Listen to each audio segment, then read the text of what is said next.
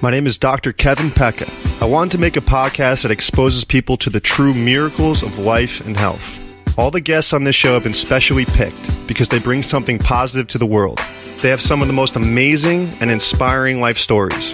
These people have a passion for living, healing, and leaving the world better than they found it. There is something inside these people that made them keep fighting through all the tough times, even when people told them it was not possible. They carried on and made their lives beautiful again. And now they are sharing their experiences with the world. This is the Expect Miracles podcast. Enjoy the show.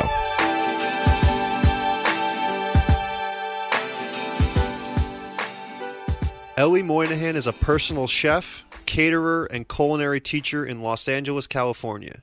Today on the podcast, she shares with us how she got her start out of cooking school, her knowledge of recipes, grocery shopping tips, marinades, basic kitchen tools that everyone should have, and some culinary tips she has picked up from traveling around the world. Please welcome my cousin, Ellie Moynihan. Yeah, thanks for having me, Kev.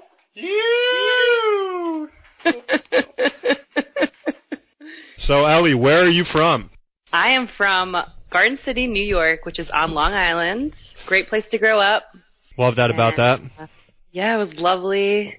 Good times, and then moved to California about 4 years ago and have been...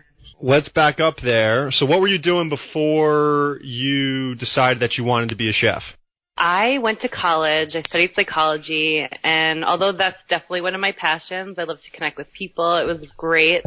I just wasn't really feeling that, and I finally went to pursue my dream of going to culinary school. So I figured, why not move to California and go to culinary school and fulfill dreams at once? So yeah. Were you always into cooking, like as a little gal, or did that just pop up one day? Yeah, since I was a teenager, I would come home from school and watch, at the time there was no Food Network, but it was PBS Cooking, and so I would just watch that all the time, was constantly baking and cooking and stuff like that. So I always was really interested in cooking, and then I just realized when I was about, 23 after college, I was like, you know what, I'm going to go for this. So I did, and awesome. I'm very happy I did. Well, so you were working in New York City for a little bit too. So what was your aha moment where you were like, all right, I'm going to fully go for it, and I'm going to culinary school? I was just working this, awful entry-level position job doing, administrative work for this company and had no connection. I was so not into it. And I was just, sucked the soul out of me. I couldn't handle the grind, the 9 to 5, sitting in front of a computer, just, my passions were just not even being used at all. And I was just kind of lost, didn't really know what to do, felt kind of depressed a little bit. And then I finally was like, you know what? I think it's time. There we go. And I'm so happy I did. Yeah, and you and I went out to California around the same exact time, which was amazing. We both didn't know too many people, so that was awesome. And I feel like almost everybody has a little story of how you're doing the right thing in life. And if you could just briefly touch on that one little Tinder date you went on that pretty much changed the course of everything. Oh my God. I almost forgot about that. That is I tell people that story all the time. They're like, no way. There's no way that happened. I was like, yep. You remember that, Kev? All right. So to make a long story endless, as my dad would say, basically, I was on Tinder, too many people in LA. So I meet this really cool guy. He's great. We have this chemistry and connection. And we went out a couple times and we ended up just becoming really great friends. Nothing romantic ever came of it. So we stayed in touch. And then one day I was still in culinary school and he texted me. He's like, hey, I think I got you a summer job. And I think he was working at a bicycle shop at the time. And I'm like, what, selling bikes? You're hilarious. And he's like, no, give me a call. So I call him and he's like, yeah, I was just riding, went on this long bicycle ride with these guys. One guy's a chef and he is looking for someone to fill his position with this family as a private chef in Beverly Hills for the summer. And I mentioned your name and he wants to meet you. And I was like, wait, are you kidding me? What? Too good to be true almost. Yeah, I'm like, all right. So I was so nervous, whatever. Fast forward, it ended up being the most amazing experience. Met with this guy, Raphael. And long story short, I've been working for this family as a private chef ever since. And couldn't have been more random. I'm still friends with Kyle, is his name, from Tinder, but it's just so wild, just being crazy. In alignment. It's absolutely crazy, but yeah. And I was like, okay, so I made the right decision. Absolutely. Thank you, universe. I think that stuff really pops up when you're in the right, like, not that it doesn't happen to everybody, but it almost just, like, keeps happening when you're in the right direction, I feel like. Totally. And when you're aware of it, like, it just happens even more. So, absolutely. Yeah, for sure. Just like a confirmation, like, I did the right thing and I made the right choice. And so that was definitely a noteworthy moment. Thank you so much for remembering that. Absolutely. So I wanted to have you on the podcast today because you have so much information of just cooking and the right tool set to use in the kitchen and how to grocery shop and how to just explore just like what you want to cook every day. And I always make excuses. Like I try to cook like during the week and everything, and it ends up I never have time and I just don't do it right. And I just want to really know like how you cook in bulk, how you meal prep, how you do the right kind of grocery shopping, and I'm sure you have a bunch of tips and tricks you can enlighten us all with. Yeah, I would love to. Yeah, I mean, I'm definitely guilty of it. You know, I'm cooking all day, and then the last thing I want to do is, like, go home and make a gourmet meal for myself. Like, let's be honest, that's not reality.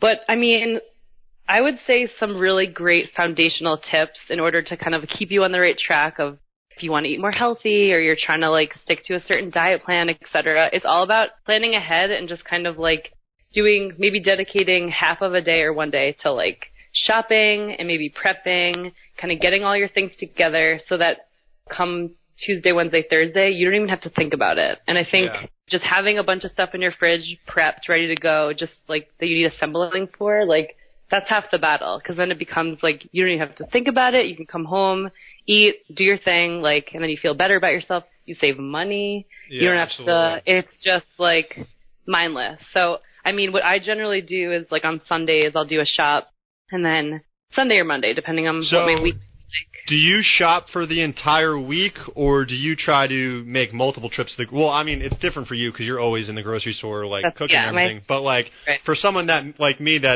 or for a lot of people that are at work all day and then they come back, if you live by a grocery store, is it better to knock it out all in one shot, or is it better to do a couple trips? Because sometimes when I knock it all in one shot, I buy way too much and I waste it kind of, so I don't know. I hear you.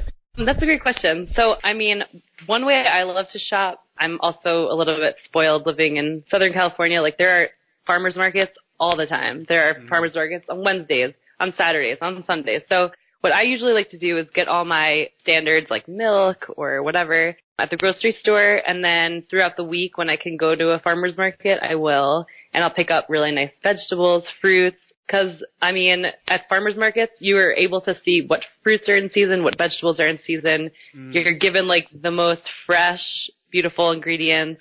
You can experiment with them. Like, it's just, and honestly, like, if you have time for it, because I know not everyone has time for it, but, like, it's such a nice experience, just, like, kind of leisurely taking your time, seeing what vendors are doing. There's people who, like, make their own honey with their bees, and it's just such a beautiful, like, I feel like I have such a better connection with the food when I prepare it, when I have the time. But of course, I mean, like everyone, you have weeks that are totally full, you don't have as much time. So anyway, getting back to your question, I would say, if you can get it all done in one day, go for it. But certain times, like you said, if you buy too much or like, you know, you're going to have plans throughout the week, you only need a little bit of stuff, like kind of gauge it like that. What I like to do is do it all in one day and then like dedicate a day to like just prepping and cooking. And that can mean like making a huge pot of chili or making a thing of roasted veggies and like chicken and like kind of making like a grain veggie bowl with like all components that are all ready to go. And it's just a matter of assembling throughout the week. I mean, that's generally how I like to do it. And even like making little snacks. Like I have this really great recipe for these protein balls. It's just like almond butter, honey, flax, oatmeal. And it's just like you make that and then you have a snack for the whole week instead of like reaching for chips or whatever. Yeah, we're definitely going to post a couple of your recipes on this Twitter so people can see them. And what are your thoughts on eating like organic produce as opposed to just like anything that comes in a package and everything? I feel like it definitely tastes better and it's got a lot more nutrients in it.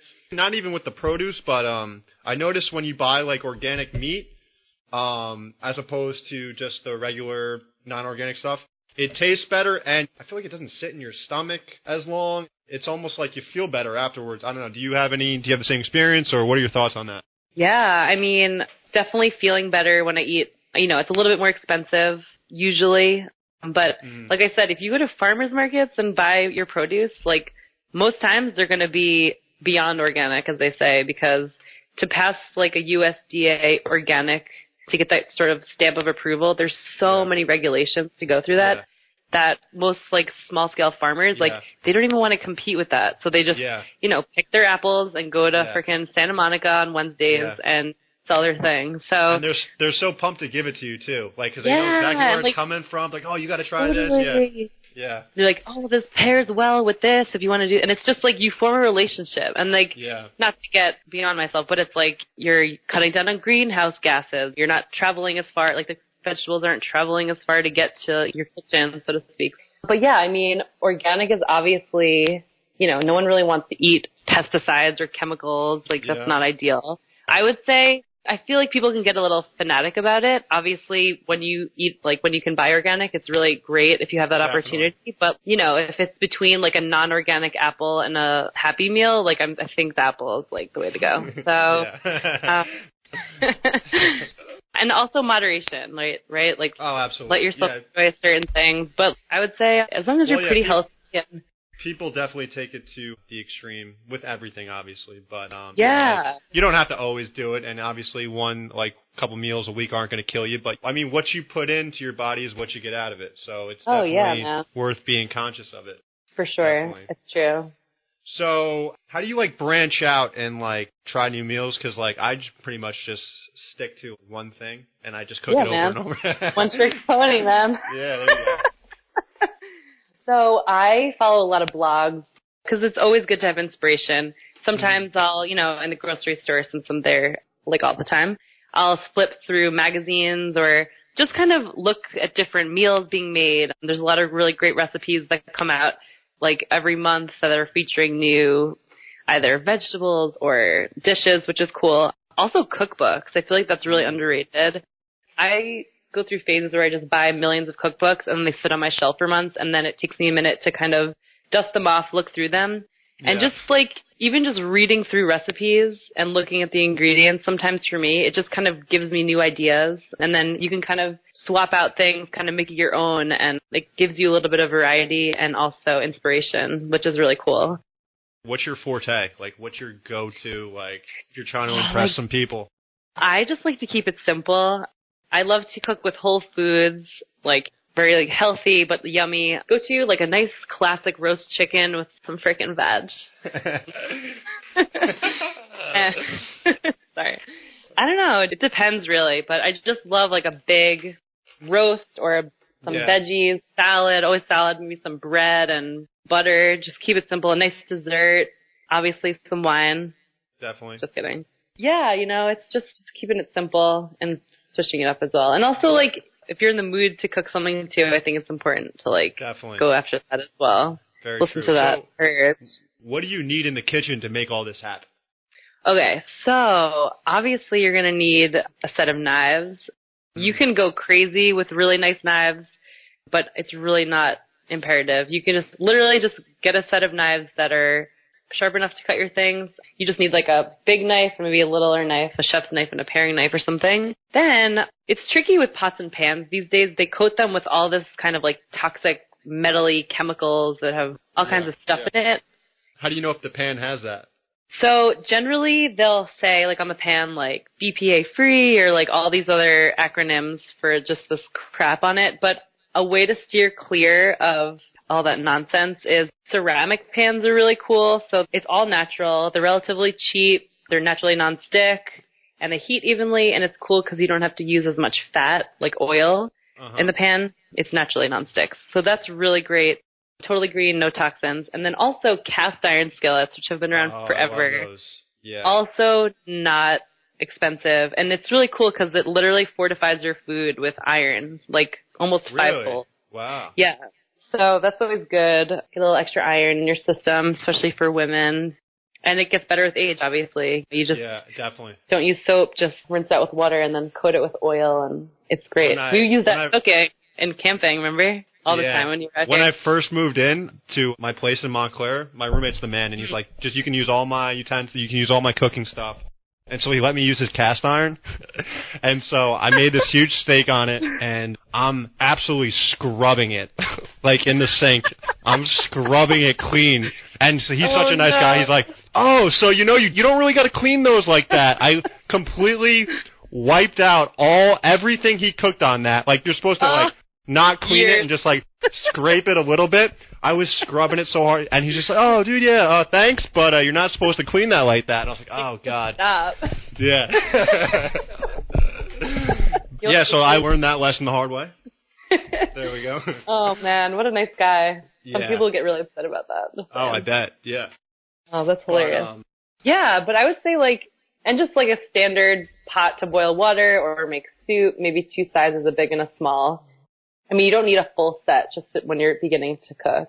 And then also, if you're going to be meal prepping, you'll want to get some Tupperware. It'll be your best friend. Oh, absolutely. Yeah. I personally like Pyrex. They last forever, and the glass kind of can withstand high heat and cold, and you can reheat it and all that good stuff. If I'm meal prepping, like, chicken for the week, what's some good, simple marinades that, like, I know marinating can be very simple. It doesn't have to be fancy or anything. Like, salt and pepper goes a long way. Yeah, man. Even if you're, like, super lazy, just buy, like, your favorite salad dressing and throw it with the chicken, let it sit overnight. Or you could do a really simple one with, like, shallots, some herbs, a little vinegar, sherry vinegar, red wine vinegar, and, like, oil, salt, and pepper, and just kind of let that sit. When you have vinegars with meat, it tends to slowly start to cook the meat. Depending on the type of marinade, you'll want to just kind of monitor it, maybe like 4 hours versus overnight. If there's a vinegar in the marinade, you don't want to leave it overnight. It tenderizes it, but after a certain point, I would say no more than 2.5, 3 hours, because then it's like ceviche. It starts to like cook the meat. Ceviche. Even like buttermilk, if you put chicken in buttermilk and then you can like bread it and fry it, or I mean, it's endless. It's honestly, yeah. You know what I'm trying to say. Thank you. I got you. Thanks. But also, like, I mean, I am such a fan of smoothies personally. It's such a great, in the morning sometimes I can be not so hungry, but it's just a great way to get a little extra boost. Throw whatever you got in there, bananas, spinach, any frozen berries, or almond butter, almond milk. And then also I like all these like different powders and like health food stuff. I've been getting into like maca powder or throwing some flax in there, and it's just really, I mean, I could feel the difference. That's like what is that South American, like? Yeah, it's like Peruvian. So it's a root, and it's in like the cruciferous family. So like broccoli, kale, and cauliflower. Anyway, it's the root. They dry it, and then they ground it up, and it has this like nutty, earthy sort of taste. You just need about a tablespoon, and it like balances your hormones. It boosts your immune system. It increases your energy. So like a lot of people will put that in like a protein shake before they work out. It has like a lot of protein, fiber, calcium, magnesium, all the good stuff. You know, when people don't eat organic all the time, there's a lot of crap that they put into foods, especially meats, like we were talking about, like pumping the meat with like hormones and all this stuff. Yes. Obviously, your body is going to pick up on those, absorb rather, those hormones and all that crap. And it's like, maca is like the answer to all that, because it just really balances out your system, thyroid, your endocrine system, stuff like that. So that's awesome. Little food for thought there, So what do you do with that? If you're going to do it daily, you said you put it in protein shakes, or you put it in drinks? Your oatmeal. You can put it in your drinks. You can put it in your, if you're making muffins, stuff like that. I mean, it's just kind of like a sneaky way to add a little boost. And I mean, literally, like, if you have that in coffee, you might be like off over the handle a bit in terms of feeling energized, which I know you're into. I might just have a full-blown coffee episode on here. I'm hooked. I mean, I'll listen. I'll tune in. But yeah, I mean, again, you can get literally crazy with all like the nutritious powders and potions and whatever, but it's really, really interesting. And I know you're very much into health and eating well and stuff. And love that about that. Yeah, man. So it's cool. It's fun to learn about and incorporate into cooking in your life. Definitely. So what do you got going on these days? What are you cooking? Who are you cooking for?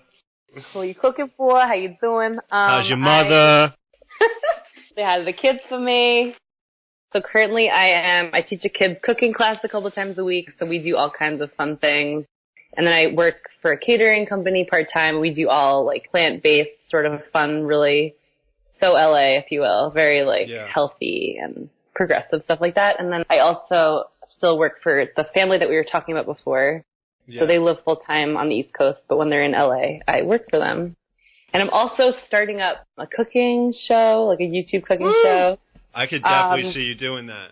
Yeah, I'm really excited. I'm doing it with this girl, Elise, so she's super cool. Anyway, I don't have too many details about that, but it's sort of a... Do you guys need a hype man?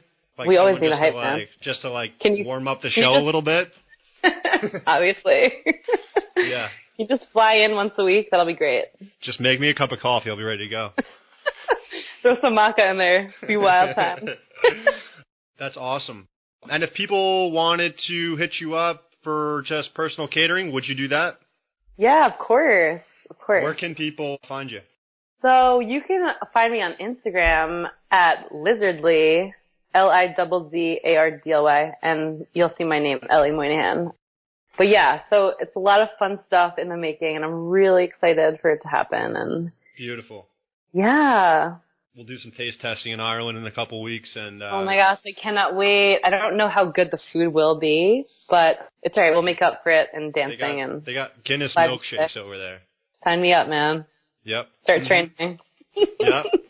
Yep. Yeah, I'm excited Good. for that. Oh, and you've been all around. You've been around the world there. What are some of the things you've taken from, like, Barcelona and, like, even where you've been to Hong Kong and everything? Do you learn a little something every time you go over there? Yeah, Somewhere? totally. Everywhere, anywhere. Yeah, it's just like the relationship that different cultures have with food is like so fascinating to me. Japan, for example, that was like the coolest, most humbling experience. Just like the food there, they just take so much pride and like it's such a celebration. And same with Spain. Really? I mean, Yeah. you know, they eat really late at night, but just the food, like everyone comes together and just like celebrates, and it's all about family and just, you know, also just different flavors and how people use different things. It's so inspiring, really. And 'Cause it, you worked in a kitchen, like, full-blown over there for a while. yeah, right? I was working in Spain for a few months. You know, talk about a learning curve. Like, my Spanish was mediocre at best, and just like cooking octopus all the time and lots of like paprika and kind of aggressive flavors. And my palate totally changed. When I first got there, I was like not so into it, but by the end, it's really freaking awesome. And I really suggest, like, if people haven't traveled or they're sort of weary about trying new things, like, do yourself a favor, try it twice. And then if you don't like it, then Very that's true. totally cool. Then it's But not like, for you. Yeah. yeah, and it's Try just it like getting out of your twice. I like comfort that. zone. So I can't wait to go to Ireland and experience that with you. It's going to be so fun. Yeah, baby. I'm excited. Yeah, man. It's going to be good. All right, love. Well, thanks for coming on. Thanks for having me, Kev. Absolutely. And once you get that cooking show out, we'll have you back on, and I'm excited for you. A lot of big things coming your way. Thanks. I'm so excited, too. Thank you. And talk to you soon, all right? All right, Kev. Have a good one. Thank you everyone for listening. My private practice is located in New Jersey at Montclair Upper Cervical Chiropractic. If you have any additional questions about today's podcast, other episodes, or any questions about Blair Upper Cervical Chiropractic in general, feel free to visit my website at drkevinpecca.com or subscribe to my YouTube channel at Dr. Kevin Pecca. Hope you enjoyed the show. Cheers.